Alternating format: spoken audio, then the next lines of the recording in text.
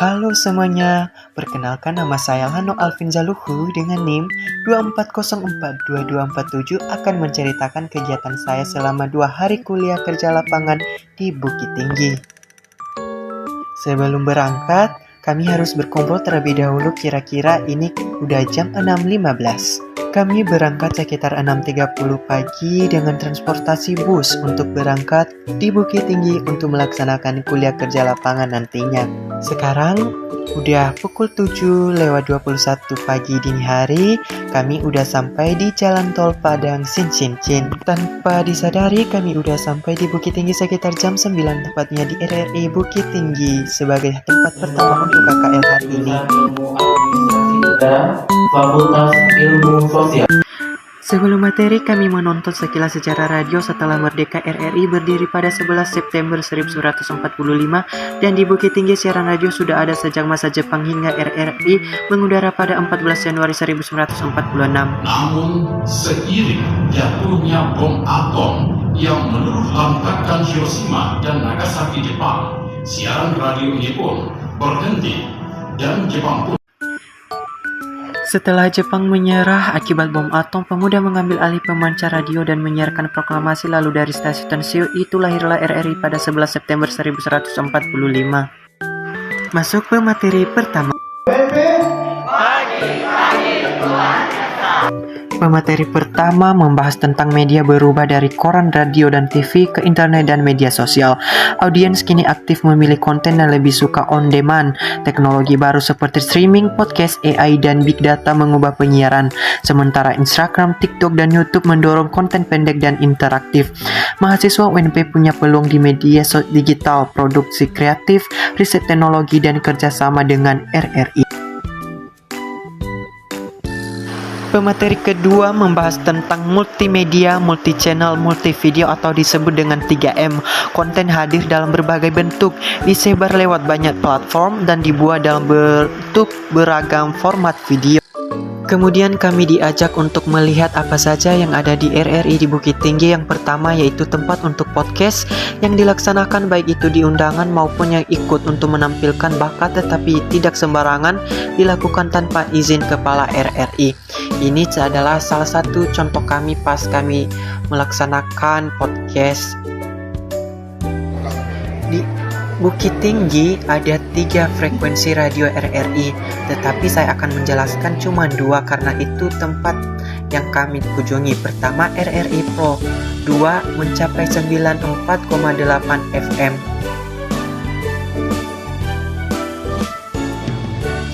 Kemudian di RRI 4 mencapai 88,9 FM. Kemudian di ruang multimedia di RRI Bukit Tinggi, bahwasanya ruang multimedia RRI Bukit Tinggi ini berfungsi untuk produksi konten digital, siaran visual, editing audio video, pelatihan media, dan kolaborasi pembuatan konten kreatif. Kemudian ada juga CE Drama berfungsi sebagai ruang khusus untuk merekam dan memproduksi drama radio.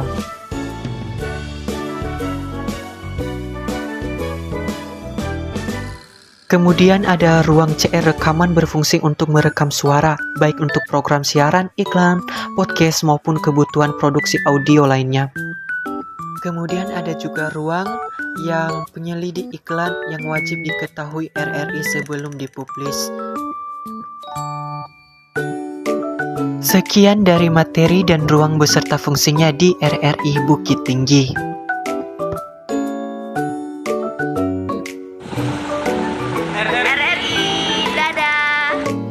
Kemudian kami melanjutkan perjalanan kami ke tempat kedua kami KKL, yaitu di Balai Kota Diskominfo Bukit Tinggi.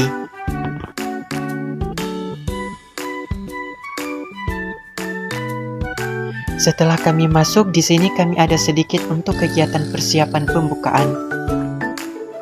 Pemateri pertama ini menjadi fokus Diskominfo Bukit Tinggi meliputi penguatan e-government atau pemerintahan berbasis TIK sesuai Registra Diskominfo, transparansi dan keterbukaan informasi publik, pengelolaan sosial media pemerintahan termasuk bimbingan teknis untuk staf pemerintah, literasi digital dan pelatihan digital untuk UMKM melalui Digital Entrepreneurship Academy atau DEA, serta keamanan informasi dan persandian termasuk tenaga sandiman berlisensi BSSN.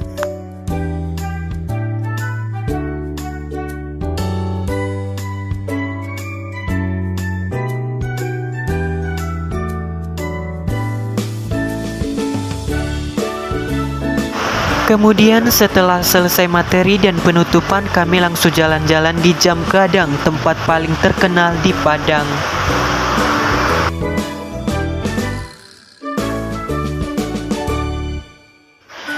WKWKWK, tanpa sengaja kami bertemu dengan salah satu dosen kami, yaitu Bapak Boni.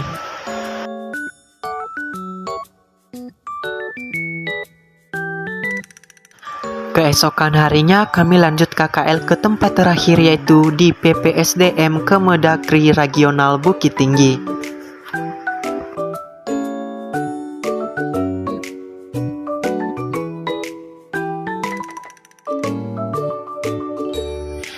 Setelah kami melakukan pembukaan, kami juga dikasih materi, yaitu kelompok jabatan fungsional terdiri dari Widya Aiswara dan Perencanaan.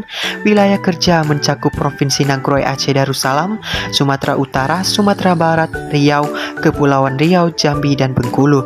Sistem dan aplikasi yang digunakan meliputi kertas kerja Widya Aiswara seperti dosen perguruan tinggi dengan tugas utama pelatihan, si Adek Rangga untuk administrasi kepegawaian, keuangan, perencanaan, dan rumah tangga, Sakato sebagai sistem administrasi pelatihan, si kerja PPSDM Bukit Tinggi, sistem Srikandi e-office Kemendagri yang masih dalam proses, sistem kepegawaian internal Simpek, Talah F Performance, CMS Web, pengelolaan pensiun, dan Sisdahanik.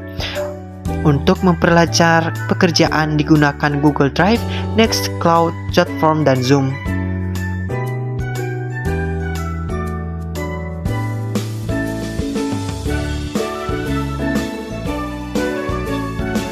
PPSDM Selesai.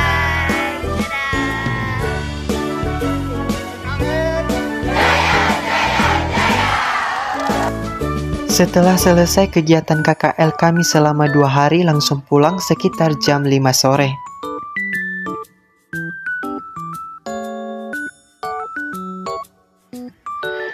Kami sampai di Universitas Negeri Padang pas setengah 8 malam, dan di jalan menuju kos saya dihalangi dengan banjir, tetapi tidak apa-apa demi pendidikan.